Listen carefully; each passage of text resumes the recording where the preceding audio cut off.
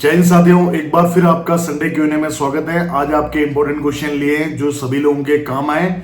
और आगे बढ़ने से पहले एक छोटी सी रिक्वेस्ट, आप लोग कौन से स्टेट के हैं जरूर मेंशन करें। आपके स्टेट की भर्ती, एसएससी जीडी की, आर्मी की कोई भी अपडेट होता है तो मैं आप लोगों को जरूर शेयर करता हूँ, यूट्यूब से भी और इंस्टाग्राम के माध्यम से भी और फेसबुक के माध्यम से भी। जिन्होंने इंस्टा और फेसबुक को फॉलो नहीं किया है वो एक्स आर्मी सोल्जर को कर सकते हैं। चलिए लेते हैं आज का पहला क्वेश्चन। और ये बोलते हैं पवित्रा घोष जी, और ये बोलते हैं सर टीए आर्मी में जेसीयूस का रिक्रूटमेंट निकलता है क्या, प्लीज रिप्लाई मी। तो सर आपको बताना चाहूंगा कि डायरेक्ट एंट्री जेसीयूस की टीए आर्मी में नहीं होती है। अगर आप एज अ फ्रेशर, मतलब कि समझ लीजिए कि अगर आप सिविलियन हैं और आप डायरेक्ट जेसीयूस बनना चाहते हैं, सोच रहे हैं कि एसी कैटरिंग या आरटी जेसीयूस की तरह इसमें डायरेक्ट एंट्री है, तो वो एंट्री नहीं है। इसमें जेसीयूस की एंट्री है लेकिन वो सिर्फ किसके लिए है, एक्स-सर्विसमैन के लिए। बाकी और कोई तरीका नहीं है जो आप डायरेक्ट एंट्री जेसीयूस की इसमें कर पाए। चलिए लेते हैं अगला क्वेश्चन। और ये बोलते हैं @अंकित द्विवेदी जी, सर जो सर्वे ऑटो कार्टोग्राफर एसएससी एंट्री होती है वो अग्निवीर की भर्ती में आती है कि रेगुलर लाइक नर्सिंग असिस्टेंट की भर्ती में आती है। बिल्कुल, हवलदार जो एसएससी की भर्ती है ये परमानेंट पे आती है, अग्निवीर वाला क्राइटेरिया नहीं है। इसका बहुत इंपॉर्टेंट काम होता है। हवलदार एसएससी तो एक लेवल की जॉब है यार, और इसका बहुत इंपॉर्टेंट काम होता है हवलदार एसएससी की। अगर आपको इसके बारे में जानकारी नहीं है तो आई बटन पे आप देखें, बहुत ही शानदार वीडियो बना रखी है हवलदार एसएससी का काम क्या होता है, कहाँ कहाँ इनकी पोस्टिंग होती है, सब चीजें पूरी डिटेल से, तो वहां पर आप देख सकते हैं। और ये परमानेंट भर्ती है।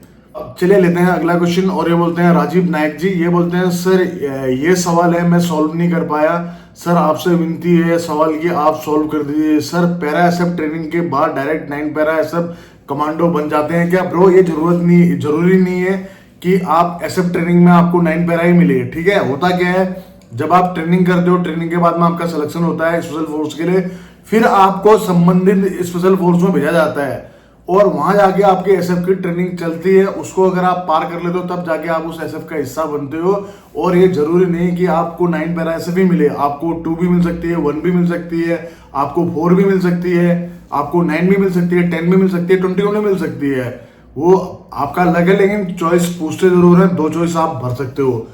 अगर आपकी किस्मत सही रही, वैकेंसी उसमें खाली हुई, तो आपको जरूर उसमें मौका मिल सकता है। 2 चॉइस आप भर सकते हो। चलिए लेते हैं अगला क्वेश्चन। और ये बोलते हैं रेसर टिनायक यादव जी, ये बोलते हैं सर हम 8 पास स्टेटमेंट में पेपर निकाला हूं और मेरा फिजिकल जनवरी में है सर, कमांडो बनने के लिए क्या करना पड़ेगा? कमांडो बनने के लिए तो भाई अब इसमें आपका लकी काम कर सकता है, क्योंकि जरूरी नहीं कि आपको पैरासूट रेजिमेंट ही मिले। ठीक है, पैरासूट रेजिमेंट मिले तो भी आपको जरूरी नहीं कि आपको एसएफ ही मिले, तो ये लक वाली बातें हैं। हाँ, मैं यही कह सकता हूँ कि अपना फिजिकल के 100 नंबर लेके आना, बाकी आपका लक है। बाकी इससे ज्यादा मैं कुछ कह नहीं सकता हूँ, आप भी समझ गए होंगे कहने का मतलब क्या है। चलिए लेते हैं अगला क्वेश्चन। और ये बोलते हैं एमसी अमन, सर एक वीडियो आर्मी में पोस्टिंग कौन से एरिया में कितने समय के लिए होती है और रिटायरमेंट कितने साल बाद, सभी ट्रेड में नर्सिंग असिस्टेंट जरूर बताना। बिल्कुल, इसको लेके एक पर्टिकुलर वीडियो बनाऊंगा। और वैसे आपको बताना चाहूंगा कि नर्सिंग असिस्टेंट का जो ड्यूरेशन होता है किसी भी यूनिट में 3 साल का होता है, और अधिकतर यूनिट में जैसे आरआर में होता है यहाँ पर 2 साल का होता है। ठीक है, फिर भी इसके एक फुल डिटेल वीडियो बनाऊंगा कि उसमें पूरी सर्विस को कवर कर दूंगा कि हाँ सोल्जर कितना, नायक कितना, हवलदार कितना, जेसीयूस कितना, तो वो जानकारी आपको प्राप्त हो जाएगी। चलिए लेते हैं अगला क्वेश्चन। और ये बोलते हैं इंडियन बॉबी, ये बोलते हैं सर या तो मैं इंडियन आर्मी में जाना चाहूंगा या एसएससी जीडी में आसाम राइफल में जाना चाहूंगा। जय हिंद साहब, गुड दोस्त, बहुत अच्छा है। आसाम राइफल इंडियन आर्मी से किसी प्रकार भी कम नहीं है और हम तो उसको अपना ही पार्ट मानते हैं आसाम राइफल को। देखा होगा कि यहाँ पर अधिकारी भी हमारे इंडियन आर्मी के ही हैं। चलिए लेते हैं अगला क्वेश्चन। और ये बोलते हैं शुभम, और ये बोलते हैं जय हिंद सर, जय हिंद सर, टेरिटोरियल आर्मी के लिए कौन सा बुक उसे करूं? मैं आर्मी स्टडी में क्लास करता हूं, प्लीज कुछ बोलिए क्या करूं, कुछ समझ में नहीं आ रहा है। भर्ती आ गया तो किस तरह पेपर आएगा, प्लीज कुछ बोलिए। लिखने में कोई भूल हो गई हो तो माफ कर दीजिएगा, छोटा बयान नहीं ब्रो, भावनाएं समझ में आ जानी चाहिए। मैं समझ गया हूँ। आपको टेरिटोरियल आर्मी की बेस्ट बुक कौन सी है वो चाहिए, चलिए लिंक डिस्क्रिप्शन में डाल दूंगा। और वैसे मैंने टीए के रिटर्न एग्जाम में क्या होता है उसको लेकर वीडियो बनाई है, नहीं देखिए तो आई बटन में यहाँ देख लेना, अगर यहाँ नहीं दिखेगी तो एंड स्क्रीन में लगा दूंगा, वहां पे भी आप देख सकते हैं।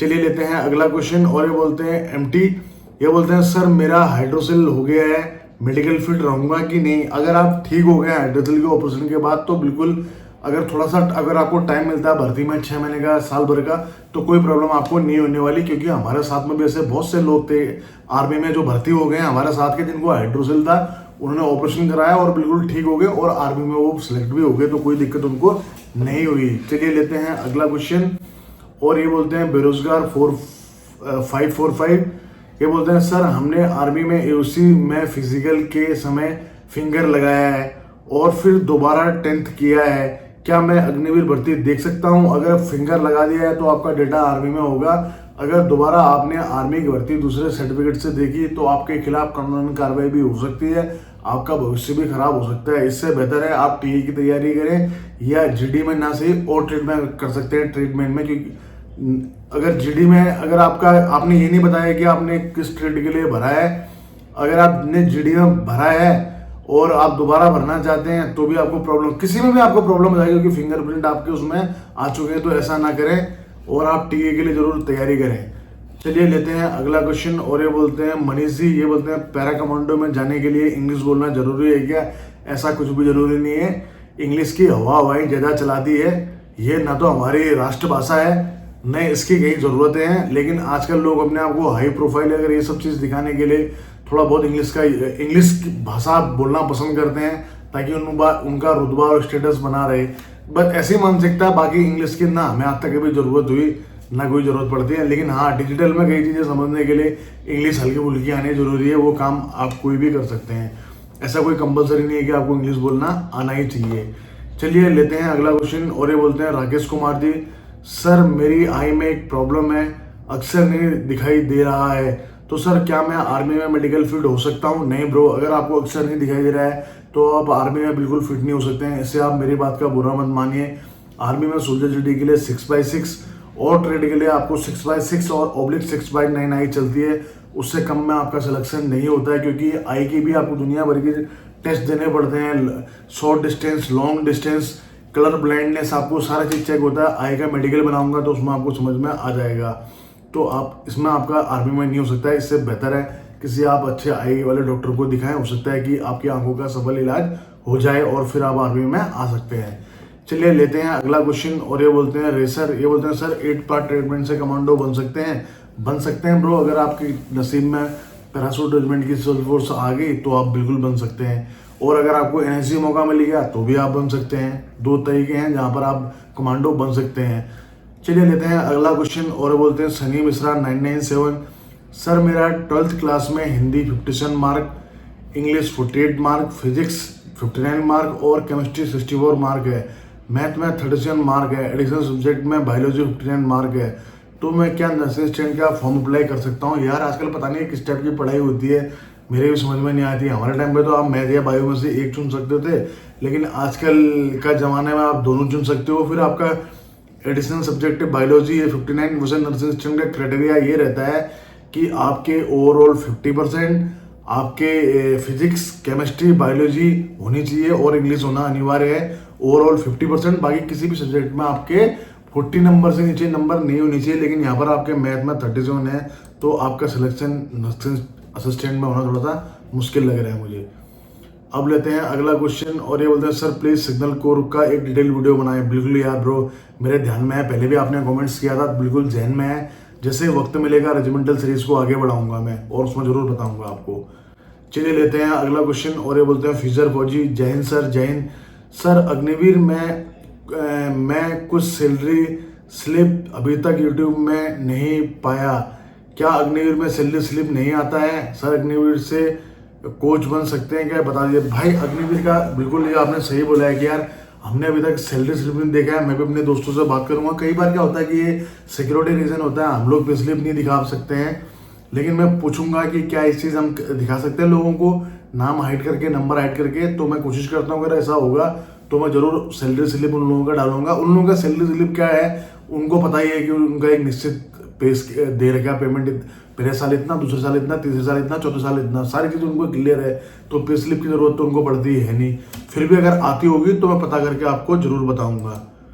चलिए लेते हैं अगला क्वेश्चन, और अगला क्वेश्चन पूछते हैं सुशील जी, बोलते हैं सर आर्मी नर्सिंग स्टूडेंट के फिजिकल में क्या क्या होता है? मेरे भाई आर्मी नर्सिंग स्टूडेंट के फिजिकल में आपके 1600 मीटर की दौड़, आपके बिम 9 फीट डिच जिग बैलेंस होता है, लेकिन फिजिकल के नंबर काउंट नहीं होते हैं। आपकी फाइनल मेरिट आपके रिटर्न के आधार पे ही बनती है। तो चलिए लेते हैं अगला क्वेश्चन, और ये बोलते हैं इंडियन आर्मी लवर 9818, आप जो भी बताते हो एकदम सही है, न्यूज़ बताते हो, मैं खुद नर्सिंग असिस्टेंट हूँ सर।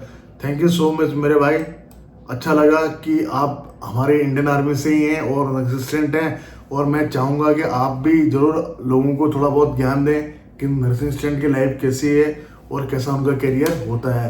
तो ये आज का संडे Q&A वीडियो, अगर आपके कोई पॉइंट्स हो अगले संडे को मैं जरूर लूँगा।